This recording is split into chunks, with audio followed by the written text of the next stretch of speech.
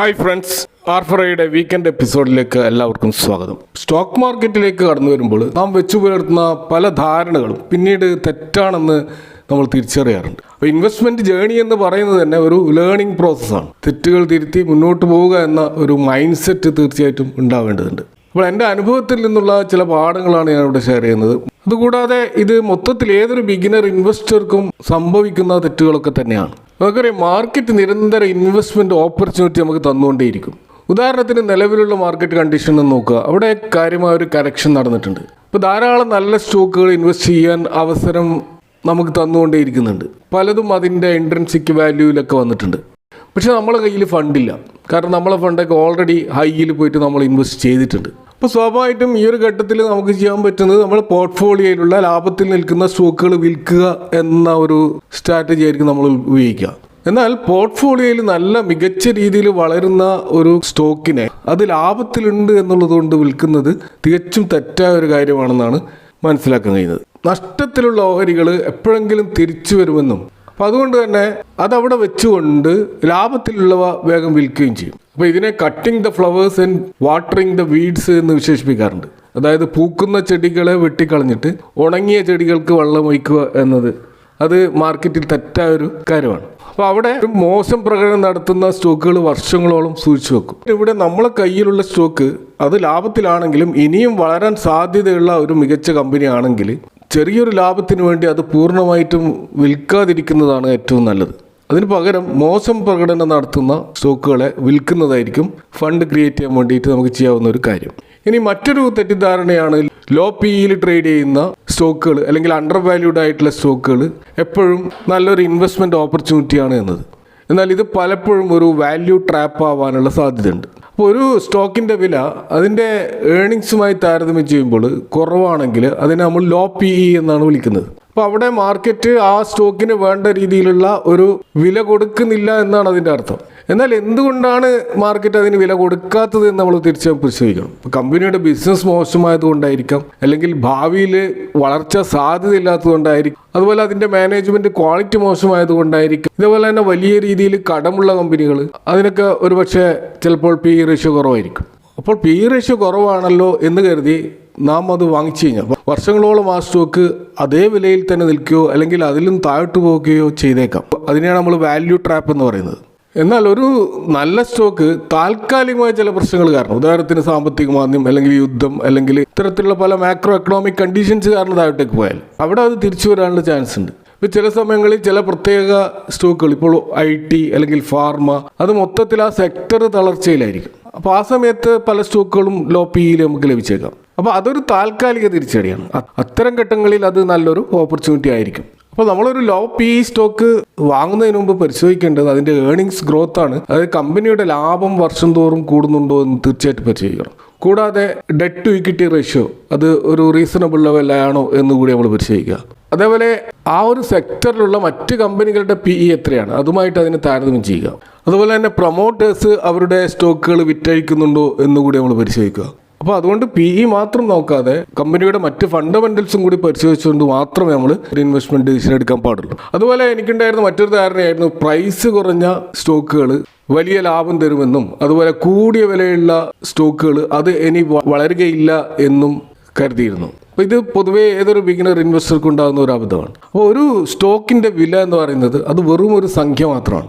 അത് ആ കമ്പനിയുടെ വലുപ്പത്തെയോ ആ കമ്പനിയുടെ ബിസിനസ് ഫണ്ടമെൻ്റൽസിനെയോ ഒന്നും പ്രതിനിധീകരിക്കുന്നില്ല. ഉദാഹരണത്തിന് ഒരു കമ്പനിയുടെ പ്രൈസ് 10 രൂപയാണെന്ന് കരുതുക, മറ്റൊരു കമ്പനിയുടെ പ്രൈസ് 1000 രൂപയാണെന്ന് കരുതുക. അപ്പോൾ ഈ 1000 രൂപ വിലയുള്ള കമ്പനി 20% വളരുന്നുണ്ടെങ്കിൽ നമ്മുടെ ഇൻവെസ്റ്റ് ചെയ്ത 1000 രൂപ 1200 രൂപയാകും. എന്നാൽ 10 രൂപ വിലയുള്ള കമ്പനി അതിൻ്റെ വില 5 രൂപയായിട്ട് കുറഞ്ഞാൽ നമ്മൾ വിചാരിക്കും 5 രൂപയിലേ കുറഞ്ഞിട്ടുള്ളൂ എന്നാണ്. എന്നാൽ അവിടെ 50% ലോസ്.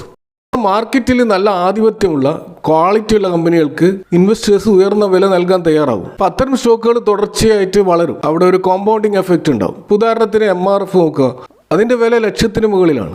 അപ്പോൾ പൊതുവെ 1,00,000 ഇൻവെസ്റ്റ് ചെയ്ത് MRF വാങ്ങുക എന്നതിനെക്കുറിച്ച് നമ്മളാരും ചിന്തിക്കുകയില്ല. പക്ഷേ കഴിഞ്ഞ ഒരു വർഷം MRF 16% റിട്ടേൺ നൽകിയിട്ടുണ്ട്. നിഫ്റ്റിയുടെ റിട്ടേൺ കഴിഞ്ഞ ഒരു വർഷം 5% മാത്രമാണ്. അപ്പോൾ വില കൂടിയത് കൊണ്ട് ഒരു സ്റ്റോക്ക് വളരില്ല എന്നൊരു മിത്താണ് ഇവിടെ തകർന്നത്. എന്നാൽ വില കുറഞ്ഞ സ്റ്റോക്കുകൾ ചിലപ്പോൾ നല്ല റിട്ടേൺ നൽകിയിട്ടുണ്ടാവാം. ഇപ്പോൾ ഉദാഹരണത്തിന് ചില പെന്നി സ്റ്റോക്സ് പെട്ടെന്ന് വലിയ തോതിലുള്ള ഉയർച്ച കാണിക്കാറുണ്ട്. പക്ഷെ അതവിടെ സസ്റ്റെയിൻ ചെയ്യാറില്ല എന്ന് അതിൻ്റെ ചാർട്ടുകൾ നോക്കിയാൽ മനസ്സിലാവും. ഒരു ഘട്ടത്തിൽ നല്ല ഉയർച്ച കാണിക്കും, പക്ഷെ പിന്നീട് അതേ ലെവലിൽ തന്നെ തിരിച്ചു പോകുന്നതാണ്. അപ്പം അത് സസ്റ്റെയിൻ ചെയ്തുകൊണ്ട് അതിൻ്റെ ബിസിനസ്സും അതേപോലെ ഗ്രോ ചെയ്തുകൊണ്ട് ഒരു കോമ്പൗണ്ടിങ് എഫക്റ്റ് ആ സ്റ്റോക്കിൽ ഉണ്ടാകുമ്പോൾ മാത്രമാണ് അതൊരു മൾട്ടി ബാഗർ സ്റ്റോക്ക് ആവുന്നത്. അല്ലാതെ വില കുറഞ്ഞു എന്നുള്ളത് കൊണ്ട് ഒരു സ്റ്റോക്ക് ഒരിക്കലും ഒരു വളർച്ചാ സാധ്യതയുള്ള സ്റ്റോക്കാണ് എന്ന് നമുക്ക് പറയാൻ കഴിയില്ല. അപ്പോൾ ഒരു സ്റ്റോക്കിൻ്റെ വില കുറയാൻ പല കാരണങ്ങളുണ്ടാകും. ഒന്നുകിൽ കമ്പനിയുടെ മോശം പ്രകടനമാകാം, അതുപോലെ വലിയ കടബാധ്യതയുള്ള കമ്പനിയാകാം, അതുപോലെ അതിൻ്റെ സെക്ടറുമായി ബന്ധപ്പെട്ട ലോങ് ടേമിൽ നിലനിൽക്കുന്ന ഇഷ്യൂസ് ഉണ്ടാവാം, അതുപോലെ അവിടെ പമ്പ് ആൻഡ് ഡംപ് സ്കീമുകൾ, ഓപ്പറേറ്റർ ഗെയിമുകളും സ്കാമുകളൊക്കെ നടക്കുന്ന സ്റ്റോക്കുകൾ ധാരാളമായിട്ട് നമ്മൾ പെന്നി സ്റ്റോക്കിൽ കാണാൻ പറ്റും. അപ്പോൾ അതൊക്കെ നമ്മൾ തീർച്ചയായിട്ടും പരിഗണിക്കേണ്ടതുണ്ട്. അതുകൊണ്ട് ഇൻവെസ്റ്റ് ചെയ്യുമ്പോൾ നമ്മൾ തീർച്ചയായിട്ടും നോക്കേണ്ടത് കമ്പനിയുടെ മാർക്കറ്റ് ക്യാപിറ്റലൈസേഷനാണ്, അതിൻ്റെ പ്രൈസ് അല്ല. കൂടാതെ അതിൻ്റെ ബിസിനസ് മോഡൽ, അത് ഭാവിയിലും ആ ബിസിനസ്സിന് പ്രസക്തി ഉണ്ടോ എന്ന് കൂടി നോക്കുക. അതുപോലെ കമ്പനിയുടെ ഏർണിങ്സ് പെർ ഷെയർ അത് എത്രമാത്രം വർദ്ധിക്കുന്നുണ്ട് എന്നുള്ളതും പ്രധാനപ്പെട്ട ഒരു പരിശോധന വിധേയമാക്കേണ്ട കാര്യമാണ്. അപ്പോൾ ചുരുക്കത്തിൽ കുറഞ്ഞ വിലയുള്ള ഓഹരികൾ വാങ്ങുന്നത് ഒരു കടയിൽ പോയിട്ട് ഗുണനിലവാരം നോക്കാതെ വില കുറഞ്ഞ സാധനം വാങ്ങുന്നത് പോലെയാണ്. അത് ചിലപ്പോൾ ലാഭകരമാകാം, പക്ഷെ മിക്കവാറും അത് നഷ്ടത്തിലാവും കലാശിക്കുക. അപ്പോൾ നമ്മളൊരു ലോങ് ടേം ഇൻവെസ്റ്റർ ആണെങ്കിൽ നമ്മൾ ഇൻവെസ്റ്റ് ചെയ്യുന്ന സ്റ്റോക്കിൻ്റെ ക്വാളിറ്റിയാണ് ഏറ്റവും പ്രധാനം. അത് സ്റ്റോക്കിൻ്റെ പ്രൈസ് എന്ന് പറയുന്നത് സെക്കൻഡറി ആയിട്ടുള്ള കാര്യമാണ്. മറ്റൊരു അബദ്ധധാരണ എനിക്കുണ്ടായിരുന്നത് PSU സ്റ്റോക്കുകൾ ഒരു നല്ല ഒരു ലോങ് ടേം ഇൻവെസ്റ്റ്മെൻ്റ് അല്ല എന്നുള്ളതാണ്. എന്നാൽ ആ കാഴ്ചപ്പാട് പൂർണ്ണമായും ശരിയല്ല എന്നാണ് PSU സെക്ടറിൻ്റെ ഒരു പെർഫോമൻസ് വെച്ച് നമുക്ക് മനസ്സിലാക്കാൻ കഴിയുന്നത്. കഴിഞ്ഞ കുറച്ച് വർഷങ്ങളായിട്ട് ഇന്ത്യൻ സ്റ്റോക്ക് മാർക്കറ്റിൽ ഏറ്റവും വളർച്ച കാഴ്ചവെക്കുന്നത് PSU സ്റ്റോക്കുകളാണെന്ന് കാണാം. അപ്പോൾ ഇത് മുമ്പ് മാറ്റി നിർത്താനുള്ള കാരണങ്ങൾ, ഒന്ന് ഈ PSU എന്ന് പറയുന്നത് നമുക്കറിയാം ഗവൺമെൻറ്റിന് ഡോമിനേഷനുള്ള കമ്പനികളാണ്. ഇപ്പോൾ ഗവൺമെൻറ് പൊതുവെ ലാഭത്തേക്കാൾ കൂടുതൽ ജനസേവനത്തിനും അതുപോലെ ഗവൺമെൻറ് നയങ്ങൾക്കുമാണ് പ്രാധാന്യം കൊടുക്കുക. അതുപോലെ തന്നെ ബ്യൂറോക്രസിയുടെ ഒരു ആധിപത്യം ഉള്ളതുകൊണ്ട് ഡിസിഷൻ മേക്കിങ്ങും വലിയ തോതിൽ ഡിലേ ആവും. കൂടാതെ അമിതമായിട്ടുള്ള ഗവൺമെൻറ് ഇടപെടൽ കാരണവും ഡിസിഷൻ മേക്കിംഗ് ഡിലേ ആവും. അപ്പോൾ ഇതൊക്കെ ആ കമ്പനിയെ ദോഷകരമായി ബാധിക്കും. കൂടാതെ പല PSU കമ്പനികളും ഗ്രോത്തിനേക്കാൾ കൂടുതൽ ഡിവിഡൻഡ് കിട്ടുന്ന സ്റ്റോക്കുകൾ എന്ന രീതിയിലായിരുന്നു പൊതുവെ സമീപിച്ചുകൊണ്ടിരുന്നത്. എന്നാൽ ഇപ്പോൾ കാണുന്നൊരു മാറ്റം കൂടുതലായിട്ട് ഒരു ബിസിനസ് രീതിയിൽ ചിന്തിക്കാൻ തുടങ്ങിയിട്ടുണ്ട്. പ്രൈവറ്റ് കമ്പനികൾ എങ്ങനെയാണോ ചിന്തിക്കുന്നത് അതേ രീതിയിൽ ചിന്തിക്കുന്ന ഒരു ഷിഫ്റ്റ് ഇതിൻ്റെ മാനേജ്മെൻറ്റുകളിൽ വന്നതായിട്ട് നമുക്ക് കാണാൻ കഴിയും. എങ്കിൽ പോലും നമ്മൾ PSU സ്റ്റോക്കുകൾ നിക്ഷേപിക്കുമ്പോൾ ശ്രദ്ധിക്കേണ്ടത് സർക്കാരിൻ്റെ ഓരോ ചെറിയ തീരുമാനം പോലും സ്റ്റോക്കുകളെ വലിയ തോതിൽ ബാധിക്കും. അതുകൊണ്ട് PSU സ്റ്റോക്കുകൾ നമ്മൾ ഇൻവെസ്റ്റ് ചെയ്യുമ്പോൾ അവിടെ പോളിസി റിസ്ക് കുറഞ്ഞ കമ്പനികൾ തിരഞ്ഞുപിടിച്ച് ഇൻവെസ്റ്റ് ചെയ്യുന്നതായിരിക്കും ഏറ്റവും ഗുണകരമാവുക. ഇതേപോലെ മറ്റൊരു തെറ്റിദ്ധാരണയായിരുന്നു ഈ ബ്രാൻഡഡ് മാനേജ്മെൻറ്റിൻ്റെ കീഴിലുള്ള കമ്പനികൾ നല്ല സ്റ്റോക്കുകളായിരിക്കും എന്നുള്ളത്. എന്നാൽ ഒരു കമ്പനിയും അതിൻ്റെ സ്റ്റോക്കും തമ്മിൽ വലിയ ഡിഫറൻസ് ഉണ്ട്. മാനേജ്മെൻറ്റ് എത്ര നല്ലതാണെങ്കിലും ആ സ്റ്റോക്കിൻ്റെ ഒറിജിനൽ മൂല്യത്തെക്കാൾ കൂടുതലായിട്ടാണ് സ്റ്റോക്ക് ട്രേഡ് ചെയ്യുന്നതെങ്കിൽ ഇൻവെസ്റ്ററെ സംബന്ധിച്ചിടത്തോളം അതിൽ യാതൊരുവിധ ലോങ് ടേം ഗെയിനും ഉണ്ടാവുകയില്ല. കാരണം പല ബ്രാൻഡഡ് സ്റ്റോക്കുകളും പ്രീമിയം വിലയിലായിരിക്കും ട്രേഡ് ചെയ്യുന്നത്. അതുപോലെ ബ്രാൻഡ് എത്ര വലുതായാലും അവർ ചെയ്യുന്ന ബിസിനസ്സിന് ഭാവിയില്ലെങ്കിൽ ആ ഓഹരി തകരും. ഉദാഹരണത്തിന് IT സ്റ്റോക്കുകൾ നമ്മളിപ്പോൾ കാണുന്നതാണ്. കാരണം AI ട്രാൻസ്ഫോർമേഷൻ സ്വീകരിക്കാത്ത പല IT സ്റ്റോക്കുകളും വലിയ തോതിലുള്ള തിരിച്ചടികൾ നേടുന്നതായിട്ട് നമുക്ക് കാണാൻ കഴിയും. നമുക്കറിയാം കൊഡാക്ക്, നോക്കിയ പോലെയുള്ള ലോകോത്തര ബ്രാൻഡുകൾ അവർ ഈ കാലത്തിൻ്റെ മാറ്റം ഉൾക്കൊള്ളാത്തതിൻ്റെ പേരിൽ തകർന്നടിഞ്ഞു പോയിട്ടുണ്ട്.